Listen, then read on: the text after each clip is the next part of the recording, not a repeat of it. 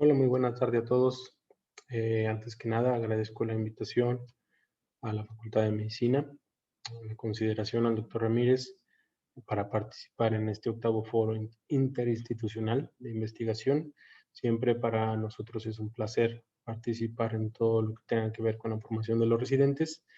Y bueno, si me lo permiten, me gustaría empezar.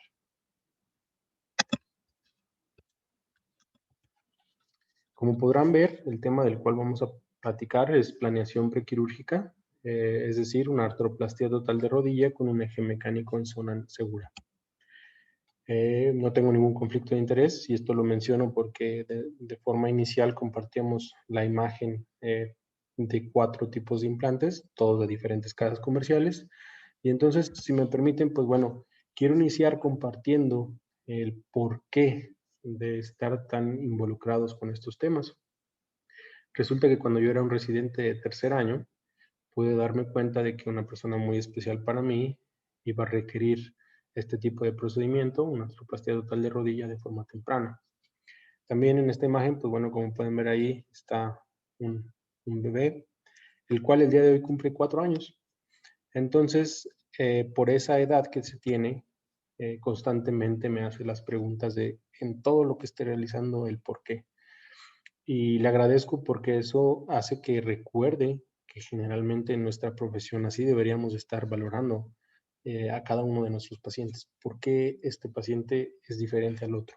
Entonces, creo yo que por eso quiero iniciar. No puedo pasar por alto que el año pasado, pues todos lo sabemos, fue un año muy difícil. Para suerte de nosotros los ortopedistas, bueno, pues el virus no se ha aislado en hueso o en canal medular. Lo que sí debemos de recordar es si operamos un paciente con una infección activa, aunque sea sintomático y se somete a un reemplazo articular, nuestro paciente presentará un proceso inflamatorio muy similar al que ocurre cuando es el segundo golpe. Por lo tanto, paciente mayor a 75 años, índice de masa corporal mayor a 40, diabetes descontrolada, hipertensión descontrolada, neumopatía, cardiopatía, inmunosupresión, diagnóstico reciente de CA o en actual quimioterapia, se sugiere retrasar el, el procedimiento quirúrgico. ¿Cuáles son los objetivos cuando queremos realizar una artroplastia total de rodilla? Bueno, veamos aquí, recordemos que este procedimiento es la última opción terapéutica que vamos a tener para tratar un problema degenerativo. Entonces, recordar que el primer objetivo es quitar el dolor en nuestro paciente o disminuirlo. Lograr una movilidad activa completa y estable. Estos dos primeros objetivos los vamos a lograr cuando nuestro paciente, previo a la preparación, estamos realizando una técnica quirúrgica correcta. Para lograr nuestro tercer objetivo, que sería la alineación mecánica en zona segura o alineamiento neutro, como pueden ver, eh, lo vamos a lograr siempre que realicemos una planeación prequirúrgica. Esta es una diapositiva tomada del curso recientemente pasado. Este se realizó el mes pasado y como podrán ver, algunos autores todavía hablan de ese concepto, alineación neutra. Otros autores empiezan a hablar del concepto en zona segura. La otra razón por la cual es muy importante, bueno, recordemos la transición epidemiológica que pasa en nuestra población y entonces se estima que dentro de algunos años realizar este procedimiento va a ser mucho más frecuente de lo que es al día de hoy. Recordemos el por qué. Bueno, otro ejemplo del porqué de esta plática es que veamos, generalmente evaluamos el resultado postquirúrgico en una simple AP de rodilla. Veamos aquí las mediciones que usábamos de rutina.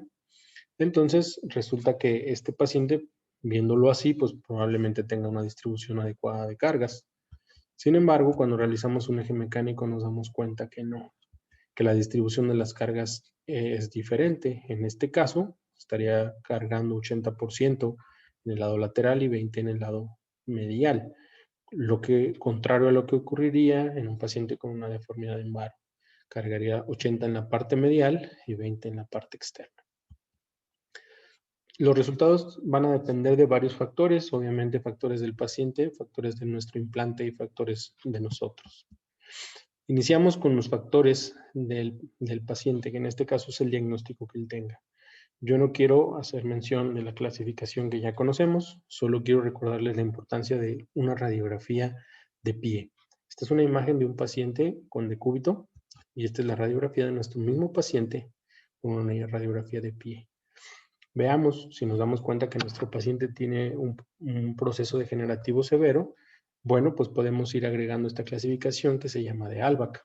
A partir de un ALBAC grado 3, pues sabemos que nuestro paciente va a tener un defecto óseo, ya sea tibial o ya sea femoral. La evaluación de nuestro eje mecánico para la planeación la iniciamos con esto. Bueno, debemos de trazar la línea de Maquet, línea que va desde el centro de nuestra cabeza femoral hasta el centro de tobillo. Cuando operamos a nuestro paciente, nuestro objetivo es que esa línea pase al centro de nuestro implante. Y eso sería lo que se le llama alineación neutra. De acuerdo a la literatura, el 23% de todos los pacientes tienen una alineación neutra. El concepto actual al cual se le llama eje mecánico o en zona segura es cuando esta línea, que aquí estaríamos dividiéndola en dos mediciones, la primera que va del centro de la cabeza femoral al centro articular de femur distal y la otra línea que va del centro del tobillo al centro articular de la tibia. Cuando esta línea es menor a 177, nuestro paciente tiene una alineación vara, que la literatura dice que se presenta en el 63% de la población. La alineación valga, que ocurre en el 15% de la población, es cuando nuestro eje mecánico es mayor a 183. Sin embargo, de forma breve queremos compartirles, en un trabajo realizado para FEMECOD en el año 2019 nos encontramos que nuestros pacientes, 1 de cada 3 tiene una alineación neutra. La alineación vara se presenta en el 55% de nuestros pacientes, valga coincide en el 15% de ellos, pero de forma muy crítica nos encontramos esta cifra. 9 de cada 10 pacientes que tienen una alineación vara van a tener una deformidad extraarticular. Entonces, esta es otra razón muy importante por la cual nuestro paciente, antes de una artroplastia total de rodilla, debe de evaluarse con un eje mecánico. La clasificación de la alineación cuando tenemos una morfología vara, pues no ha cambiado, ya no se utiliza la clasificación de Krakow, ahora se utiliza la clasificación de Parvizi, en la cual él le llama artrosis anteromedial cuando el ligamento cruzado está intacto y se presenta en el 80% de los casos. En el caso de una rodilla con morfología valga o en flexión, bueno, la clasificación de Krakow sigue siendo vigente, la alineación o el eje o el ángulo femorotibial. Vean, grado 1 de 5 a 20, 20 a 35, grado 2, grado 3 más de 35, grado 4 con una deformidad extraarticular, que ya vimos en cuánto se presenta, y cuando hay deformidad en flexión, cada 15 grados va a cambiar de grado, y la clasificación utilizada es Lombardi-Mallory. Otra cosa que tenemos que saber dentro del diagnóstico es si mi paciente es estable o inestable. Cuando mi paciente, vamos a intentar correr este video, cuando mi paciente tiene una inestabilidad, lo primero que yo debo saber es si es debido a un defecto ligamentario o es debido a un defecto óseo. Aquí no corre nuestro video por una evaluación transquirúrgica, prequirúrgica, y aquí lo que veíamos es que esta rodilla era la de esta radiografía en la cual podemos ver que no hay un franco defecto óseo. Sin embargo, esta rodilla está inestable y era por un defecto de un ALBAC 3. Otras imágenes donde pudiera ser un ALBAC 2 y un ALBAC 3. La diferencia se va haciendo cada 5 milímetros. El grado más avanzado de ALBAC, un grado 5. La actividad, tenemos que hacerle hincapié a nuestro paciente que, aunque se sienta muy bien en el periodo postquirúrgico, debe de cuidarse. Es decir, si un paciente, aunque diga, no, pues no realizo actividades de impacto, pero camina 10 kilómetros diarios, va a originar una falla de nuestro implante. En el caso de nadar 10 minutos, pues bueno, se puede mantener dentro de una zona relativamente segura, pero vean, si ocurre un solo evento donde hay un salto o una caída de 2 a 3 metros, con un solo evento puede haber una falla de nuestro implante. Entramos a la segunda categoría, que es el diseño de nuestro implante, diseño protésico. Aquí están las 4 categorías. Categoría número 1, el diseño condilar. Categoría número 2, póstero estabilizada. Categoría número 3, poste alto o bisagra incompleta. Y categoría 4, la bisagra. Bueno, como podemos ver aquí, un centro de referencia mundial muy importante está dejando de utilizar el diseño condilar. Y esto porque ellos empezaron a notar que tenían que hacer revisiones porque resultaba que el ligamento retenido también estaba degenerado. Entonces, de forma rutinaria empezaron a utilizar implantes con categoría número 2. Otra cosa muy importante de recordar es que la línea articular, cuando utilizamos un implante categoría 2, la línea articular se puede mover 8 milímetros sin originar un problema considerable, mientras que cuando utilizamos un implante condilar, nuestra línea articular no puede moverse más allá de 3 milímetros. Categoría 2 no da estabilidad en valgo, por lo cual se sugeriría cambiar a un diseño tipo 3, o la otra, si es necesario también utilizar o rellenar un espacio donde hay un defecto óseo, lo cual origina una inestabilidad, probablemente también sea necesario protegerlo con un vástago. Bisagra, pues alguna revisión, algún problema tumoral donde sea una megaprótesis, son nuestras categorías. Tenemos que saber cuál vamos a usar en cada paciente. Factores médicos, bueno, de aquí de forma importante, recordar que ya está el consenso Filadelfia, el número 2. Recordar que hay pacientes que son alérgicos a múltiples metales. Entonces aquí les comparto una imagen donde es un componente femoral de cerámica y en la parte tibial es un componente all poly. Entonces, este paciente alérgico a múltiples metales se le pudo realizar su procedimiento con este implante especial. Vigilar la inmunosupresión de nuestro paciente con apoyo de nuestros reumatólogos. Siempre que sea posible utilizar la compresión mecánica desde el ingreso de nuestro paciente, recordar la tromboprofilaxis. Y iniciamos con los puntos que queremos recordar. Número 1, cuando vamos a hacer la planeación prequirúrgica, es identificar nuestro centro articular del fémur y de la tibia. Es decir, a nivel de la escotadura, voy a medir la parte ósea sin considerar los osteofitos y ahí voy a poner el centro de lo que mida mi fémur. A nivel de la tibia, lo mismo, sin considerar los osteofitos, mido la parte a nivel de la articulación y ahí trazo un punto en mi parte central. Porque eso es muy importante. Pongo un ejemplo. La gran mayoría de nuestras técnicas quirúrgicas nos dicen que coloquemos, que vamos a introducir nuestra guía a 1 centímetro arriba de nuestro cruzado posterior. Bueno, vean aquí, si yo considero la morfología que tiene este fémur, considero ahora el centro articular en su sitio real, voy a modificar el sitio y el ángulo de osteotomía en mi fémur distal. Lo mismo aquí, es una tibia que tiene una deformidad, entonces la gran mayoría de las técnicas quirúrgicas nos dice que ponga los pines de mi guía extramedular en el centro de mis 2 espinas. Vean, quitando los osteofitos, el centro articular de mi tibia es sobre la espina lateral. Si yo considero esto, bueno, pues vean la utilidad de esto.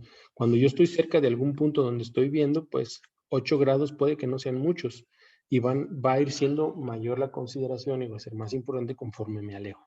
Entonces, cambios muy pequeños a nivel articular son importantes cuando yo quiero proyectar mi línea perpendicular hacia el centro de la cabeza femoral. Ahora, otras mediciones muy importantes que debo considerar en mi eje mecánico. Número 1, eje de carga o eje mecánico del fémur. ¿Cómo se va a trazar esta línea? Bueno, la primera va del centro de la cabeza del fémur al centro articular del fémur y posteriormente una línea perpendicular a la primera. Eje de carga o eje mecánico tibial. Considero el centro del tobillo, considero mi centro articular en la tibia y nuevamente una línea perpendicular a la primera. Eje anatómico del fémur. Trazo una línea sobre la superficie articular de mi fémur y la otra línea en la diáfisis femoral. Y por último, un eje anatómico tibial. Unas líneas sobre la superficie articular de la tibia y mi otra línea en la diáfisis de la tibia. Cuando yo uno mis primeras 2 medidas, hablando del fémur, cuando uno la línea del eje mecánico y cuando uno la línea del eje anatómico femoral, obtengo el grado de valgo que debo de darle a mi paciente. Entonces ya logramos el punto número 2. Punto número 3, identificar si mi paciente tiene una deformidad extraarticular. Nosotros utilizamos estos 2 métodos, método de Matsumoto, método de Yao.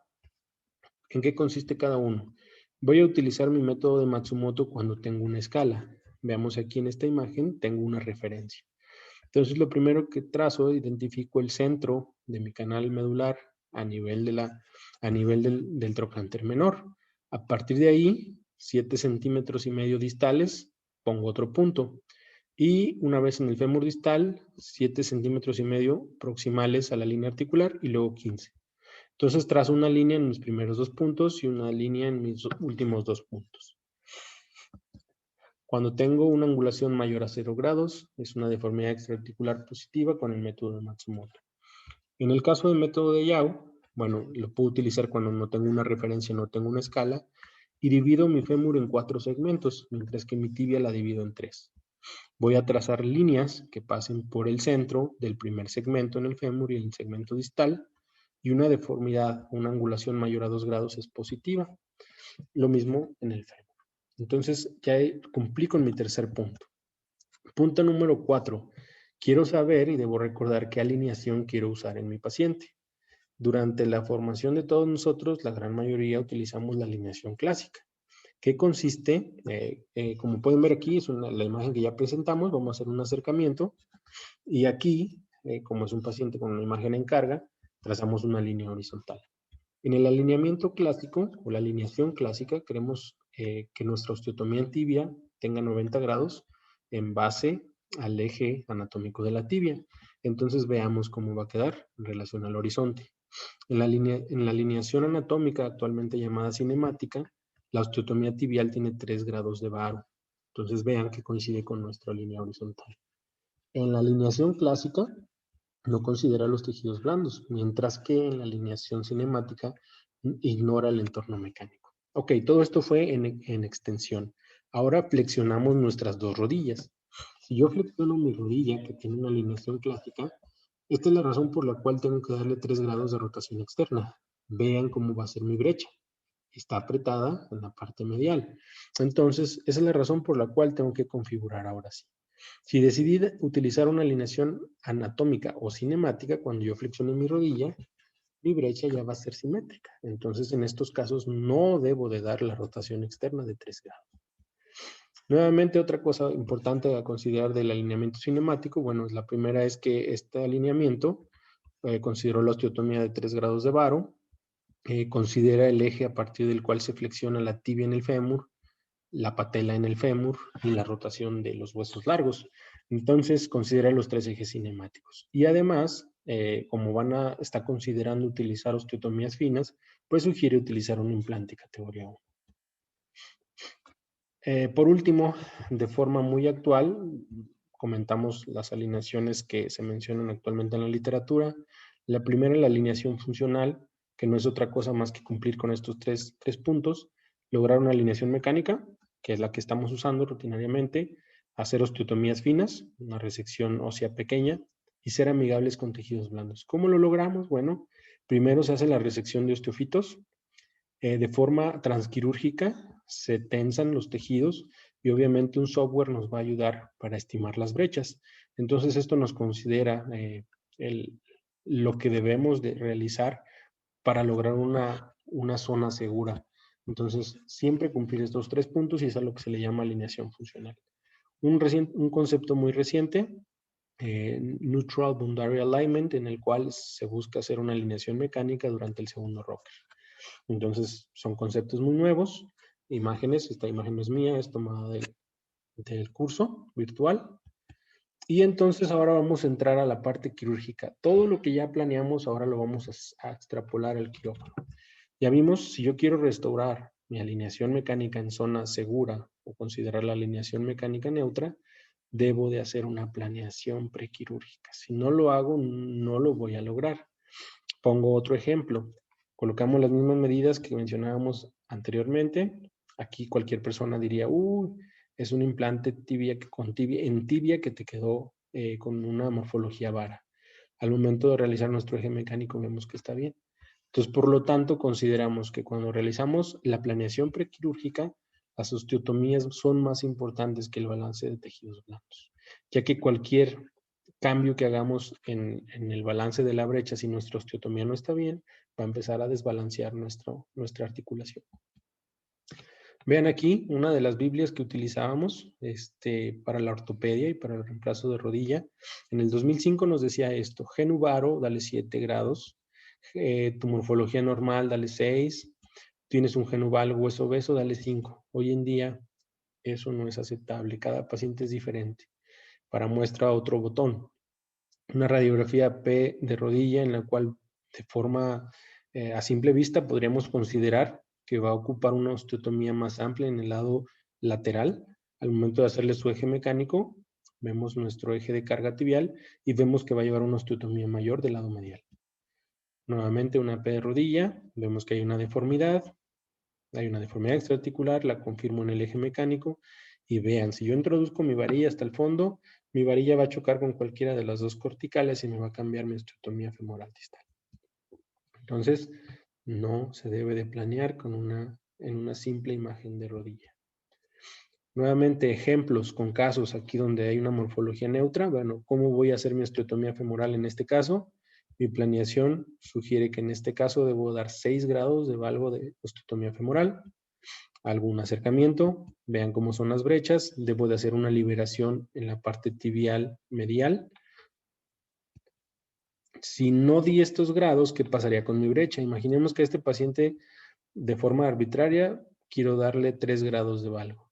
Entonces ahí probablemente mi brecha va a estar simétrica, pero ya no voy a balancear y mi rodilla va a quedar en varo. Otro ejemplo, un caso en varo. Igual hago mi planeación considerando hasta dónde entraría mi varilla sin chocar con ninguna cortical. Este caso requiere una osteotomía con 8 grados de valgo. Un acercamiento a mi brecha va a ser vara, mi liberación va a ser similar en la parte tibial, en la parte medial. Si yo a este caso le doy 5, nada más porque no tengo un eje y así lo hago, veamos que mi brecha probablemente desde el principio va a ser simétrica, ya no voy a balancear nada. Pero entonces, nuevamente me va a quedar un varo residual. Ahora un valgo, hago mi planeación, 5 grados de valgo, un acercamiento a mi planeación, mi liberación va a ser lateral. Vean, imaginemos que este paciente por alguna razón decidí darle 7. Bueno, pues ahora mi brecha ya va a ser simétrica, ya no voy a liberar nada, pero mi rodilla va a quedar con un valgo residual. Ok, dijimos que todo esto lo íbamos a extrapolar al quirófano. Veamos, las osteotomías, como vemos aquí en este punto que es el número 5, siempre debemos de tratar de que sean resecciones finas. Ajá. Una imagen a su lado izquierdo donde mido cuánto es la longitud de mi guía endomedular, una de 35, una de 30, y entonces, considerando lo que ya platicamos, que es el centro articular, les comparto estas imágenes. Son un paciente institucional en el cual no le podemos realizar el eje mecánico, pero hicimos la planeación en una AP completa del fémur. Entonces estimamos 8 grados, vemos dónde va a ser mi sitio de entrada y no puedo hacer una osteotomía que sea más proximal a mi escotadura femoral. Ese es mi límite, porque si no ya empiezo a cambiar, número 1, mi brecha o nivel de línea articular, y mi brecha va a cambiar porque ya hice una osteotomía muy grande a nivel femoral. El signo del 8, en el cual estamos llegando a la altura correcta de la escotadura. Ahora, ¿qué hacer cuando tenemos una deformidad extraarticular? Bueno, si ya hice yo la planeación, puedo ver dónde voy a cambiar mi sitio de entrada. En este caso, cambiamos de 10 grados de valgo a 6. Todo esto porque iba a cambiar mi sitio de entrada, pero iba a respetar mi nivel de la osteotomía femoral distal. Vean dónde entramos. Sabíamos hasta dónde tendrían que entrar nuestra varilla. Confirmamos que nuestra osteotomía es la adecuada, considerando la proporción del espesor en nuestras osteotomías. Hoy en día, como pueden ver aquí, nuevamente en el curso virtual, pues se habla de robots, de acelerómetros. Cuando se utiliza nuestro robot, bueno, lo único que hace es sacar el centro de rotación de nuestra cabeza femoral y a partir de ahí, con algunas referencias, pues simplemente ya nos pone la plantilla donde vamos a hacer la osteotomía distal. Un acelerómetro también, al cual se le programa cuántos grados de valgo quiero y obviamente sin considerar la morfología de mi fémur me va a dar la osteotomía que yo considero. La guía extramedular que yo no he usado, la guía extramedular de fémur, pero aquí una imagen de alguna casa comercial que lo presenta. Ya hice mi osteotomía distal del fémur, ahora voy a hacerlo en la tibia. Ok, Recordábamos que las osteotomías deben de ser muy finas, considerando cortar lo menos posible, y aquí está un ejemplo del por qué. Este es un modelo en el cual hacemos referencia a toda la inserción de la banda iliotibial, obviamente el tubérculo de Yardi, pero veamos aquí que si yo hago una osteotomía de 10 milímetros, me llevo casi una tercera parte de esa inserción. En el lado medial, si hago una osteotomía de 1 centímetro, me llevo toda la parte profunda del colateral medial y entonces puedo ver cuánto me estoy llevando de tejidos. Entonces siempre considerar ahorrar hueso, y si yo lo que quiero lograr son los 90 grados en relación al eje anatómico de mi tibia, bueno, tengo estas dos opciones a nivel de la tibia: usar mi guía extramedular o endomedular. Nuevamente recordemos el centro articular de mi tibia. ¿Por qué? Porque es el sitio donde voy a clavar mis pines si utilizo la extramedular. O si quiero usar la endomedular, tengo que saber que no tengo una deformidad que me vaya a cambiar mi osteotomía. Este es un ejemplo. Simplemente cambié mi sitio de entrada, no tenía deformidad y me iba a ayudar a conservar mis 90 grados de la osteotomía. Aquí está el ejemplo. Ok, todo esto lo estoy planeando en extensión. Entonces veamos. Aquí estoy simulando cómo van a estar mis brechas después de una osteotomía distal del fémur y una osteotomía de la tibia. Brecha vara, siempre de cajón, quitar osteofitos. Cuando mi brecha es poco lo que voy a liberar, puedo utilizar la técnica de pry crusting. Cuando es mucho lo que voy a liberar, yo utilizo esta secuencia: osteofitos, pata de ganso, parte profunda del colateral medial, y entonces empiezo mi liberación, que poco a poco va ampliando mi brecha y me la dejaré hasta llegar y lograr tener una brecha simétrica. En el caso de una rodilla valga, lo mismo, veo cómo va a estar mi brecha, siempre quito mis osteofitos como paso número 1 y paso número 2, empiezo la liberación secuencial. Vean aquí en esta imagen de su lado derecho cómo es importante quitar los osteofitos, ya que en más de una ocasión, cuando los retiren de forma completa todos los osteofitos, quizás ni siquiera van a tener que liberar alguna estructura. En esta tabla, pues la preferencia de algunos autores, en el caso de una brecha valga, vean el autor Insal, doctor Ranawat, doctor Whiteside, doctor Krakow. Y lo único que les quiero compartir, y creo a forma de resumen en esta diapositiva, es que todo se puede hacer de forma secuencial, pues independientemente de la estructura con la cual inicies. Ok, recordemos que mis brechas las planeé en extensión. La brecha en extensión, obviamente, pues el nivel de la tibia se va a ver afectado por el espesor de mi implante y por el nivel de la osteotomía. A nivel femoral, pues también por el nivel de la osteotomía. Y al momento de flexionar, principalmente se va a ver afectado ahora por el tamaño con el que yo configure mi fémur y por lo tenso de los tejidos en la parte posterior de la cápsula. Si yo ya planeé todo y ya está balanceada mi brecha en extensión, solamente tengo que flexionar mi rodilla. Y recordemos, o entonces ahora mi fémur puede tener un fémur que es muy grande en la parte posterior, entonces la brecha es tensa. Puedo cambiar simplemente a configurar con un tamaño más pequeño, y si la brecha en flexión es laxa, pues simplemente puedo considerar dos cosas: o meto un aumento o pongo un inserto de mayor espesor. Y eso es todo. Ya casi para terminar, bueno, ¿qué vamos a hacer para configurar, dar una rotación adecuada a mis dos componentes? Bueno, vean aquí el eje transepicondilio anatómico, y vean aquí, quise compartir esta imagen porque algunos, cuando no hay hipoplasia de los cóndilos, probablemente la línea posterior pueda ser una buena referencia. Vean, es el eje transepicondilio quirúrgico. Entonces, este es el rango que tenemos para dar rotación y donde podemos jugar, y que en nuestro caso, nuestro paciente que estemos operando tenga una rotación adecuada. En el caso de la tibia, hay quienes prefieren trazar los tercios y completar la configuración de la tibia en el tercio medio, o el tercio medio en unión con el tercio central. Cuando una forma de confirmar que nuestra rotación vaya a estar bien es trazando esta línea, podemos presentar nuestro espaciador que tiene la guía extramedular, y si estamos bien, pues obviamente nos está apuntando al centro del tobillo. Platicábamos de algunas cosas nuevas, como sería utilizar el robot. Vean cuáles son las referencias, el cóndilo del lado lateral. En la parte medial es utilizar el eje transepicondilio quirúrgico o anatómico, según lo que tú consideres en tu paciente. Y vean, el robot te va a decir aquí. Entonces, pues bueno, es la ventaja de tener un robot, pero sin embargo, cuando llegue, pues también tenemos que ver los costos. En el caso de la tibia, la sugerencia del doctor Howell es puntear e identificar toda la meseta medial. Posteriormente, trazar una línea en el centro de ese óvalo y ahí colocar 2 pines.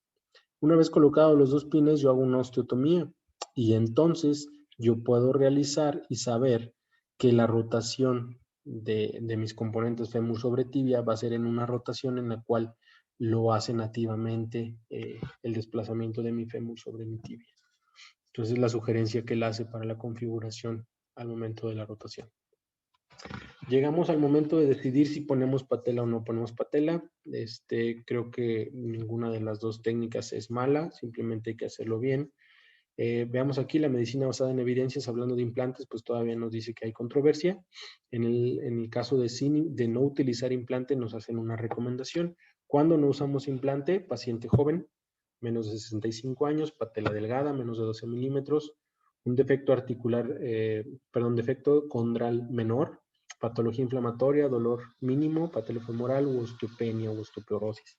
En esos casos se nos aconseja no colocar implante.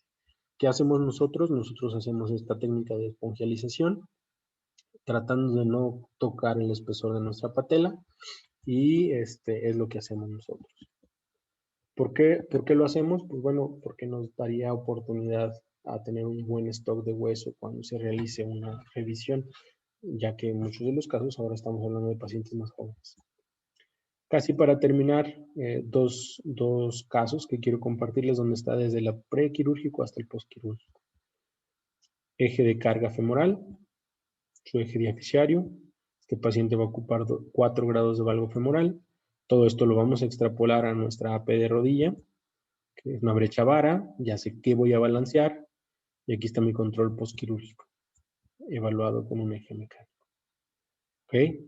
Otro caso, en esta ecuación empezamos con la AP de rodilla. Vemos su línea diaficiaria. Yo alcanzo a ver como que hace una pequeña curvatura. Lo veo en mi eje mecánico. Trazo mi eje de carga femoral o eje mecánico del fémur. Y también trazo mi línea anatómica. En este caso, mi paciente requiere una osteotomía con 10 grados de valgo femoral. Recordemos que hay algunas casas comerciales que ni siquiera nos alcanzan a dar esa medición. ¿Qué hacemos? Veamos. Veo el sitio donde pueda colocar mi varilla endomedular sin que choque con ninguna cortical. Entonces identifico el sitio donde voy a entrar y si lo que quiero es mantener y preservar mi línea de osteotomía femoral distal, pues lo puedo hacer. Entonces en este caso entré en otro sitio y para mantener en ese sitio donde yo quería mi osteotomía femoral distal, era necesario una osteotomía con 6 grados, pero cambiando mi sitio de entrada. Mi brecha es vara, sé cómo la voy a balancear. Está mi control postquirúrgico y aquí está, algunos años después, mi control en el eje mecánico y podemos ver que los resultados son buenos, no hay aflojamiento, la paciente ya quiere que operemos la otra extremidad. Veamos que no pasa al centro del implante, pero esto está cumpliendo con el objetivo de una zona segura o lo más cercano posible al centro del implante. Ya para terminar y a forma de resumen, veamos el checklist de mi planeación prequirúrgica. Primero, identificar el centro articular del fémur y de la tibia. Saber qué grado de valgo voy a darle a mi osteotomía femoral. Saber si hay alguna deformidad extraarticular. Conocer el tipo de alineación que quiero utilizar. Que mis osteotomías, planear que sean resecciones finas, osteotomías delgadas. Hacer mi balance de brechas. No, aunque yo haga muchas cirugías de prótesis en rodilla, no pierdo nada en recordar la secuencia que voy a utilizar. Y por último, conocer la rotación que quiero utilizar en mi paciente y saber si voy a poner implante patelar o no. A forma de conclusión, recordemos que en promedio el 20% de los pacientes sometidos a prótesis totales de rodilla están insatisfechos. No sabemos si eso tiene que ver con que el 18% de los pacientes no tienen un eje mecánico neutro postquirúrgico. Puede ser.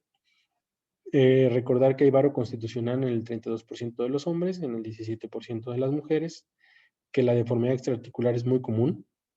Por lo tanto, en todos nuestros pacientes que queremos operar para prótesis total de rodilla, hay que hacer una planeación prequirúrgica haciendo el ejercicio de intentar restaurar la alineación mecánica en zona segura o con un eje mecánico 180 más menos 3. El concepto actual de alineación funcional, pues bueno, es una alineación mecánica con resección mínima de hueso y siendo amigables con los tejidos planos.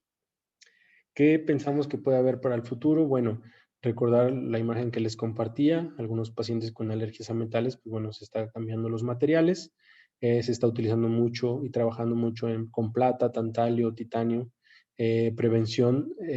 Se está sugiriendo ante la sospecha de alguna contaminación, además de hacer el lavado, hacer un lavado final con heparina o con albúmina, ya que esto permitiría competir por la superficie ante la presencia de cualquier microorganismo. Y algo en lo que se está trabajando y estamos muy de cerca es en esto, en tratar de buscar una estabilidad sin fricción. Es decir, estamos tratando de quitar el polietileno entre los dos metales sin perder la estabilidad que debe tener nuestro implante. Esto obviamente pues lograría evitar que exista la fricción entre nuestro nuevo implante y eso nos permitiría que durara más en buen estado nuestra cirugía. Y ya lo estamos en proceso trabajándolo con el INPI. Una vez que podamos tener algún resultado, nos gustaría, si están interesados, compartirlo. Quiero despedirme agradeciendo primero a todos ustedes por su tiempo y su atención. Después, nuevamente, a la Facultad de Medicina, al Departamento de Ortopedia y en el Hospital Central, doctor Ramírez. Y gracias a todos nuestros maestros, recordando que todo esto es para exresidentes. Sin embargo, con todo el respeto, hay un maestro que quiero recordar, me dejó una enseñanza muy importante en un muy corto tiempo y fue esta lección. Vive como si fueras a morir mañana, pero aprende como si fueras a vivir siempre. Hasta donde esté, maestro Honorio Muñoz, en paz descanse. Un enorme abrazo y una enorme salud. Lo dejamos a su consideración. Gracias.